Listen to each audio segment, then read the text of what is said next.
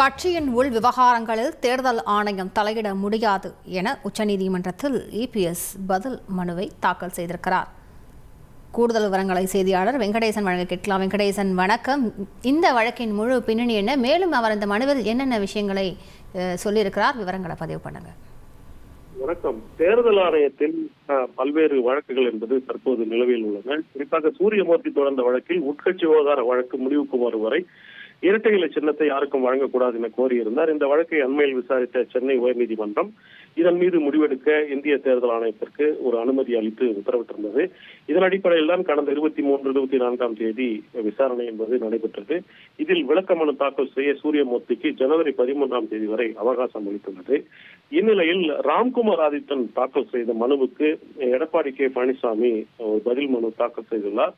அதில் அந்த விவரம் தற்போது வெளியாகியுள்ளது. அதில் ராம்குமார் ஆதித்தன் அதிமுக கட்சி உறுப்பினர் இல்லை என்றும், தற்போது டெல்லி உயர்நீதிமன்றத்தில் எடப்பாடி கே பழனிசாமி அங்கீகாரம் செய்து தேர்தல் ஆணையம் பிறப்பித்த உத்தரவை எதிர்த்து தாக்கல் செய்த மனு நிலுவையில் உள்ளது என்றும், ஏற்கனவே பொதுக்குழு தீர்மானங்களை பன்னீர்செல்வம் தாக்கல் செய்த வழக்கில் சென்னை உயர்நீதிமன்றம் அங்கீகாரம் அளித்துள்ளது எனவும், தேர்தல் ஆணையம் கட்சி உள்விவகாரங்கள் தலையிட முடியாது எனவும், திருத்தப்பட்ட கட்சி விதிகளை அங்கீகாரம் செய்ய தேர்தல் ஆணையத்தின் உத்தரவை எதிர்த்து நீதிமன்றங்கள் மூலம்தான் தீர்வு காண வேண்டும் என்றும் அதில் தெரிவித்துள்ளார். இதனிடையே ராம்குமார் ஆதித்தன் அவரிடம் விளக்கம் பெற முற்பட்ட போது இது தொடர்பாக ஏற்கனவே ஒரு சிவில் வழக்கில் சென்னை உயர்நீதிமன்றம் தான் அடிப்படை உறுப்பினர் என்பதை உறுதி செய்துள்ளதாகவும், அதன் அடிப்படையிலேயே இந்த வழக்குகளை தாக்கல் செய்துள்ளதாகவும் தெரிவித்துள்ளார்.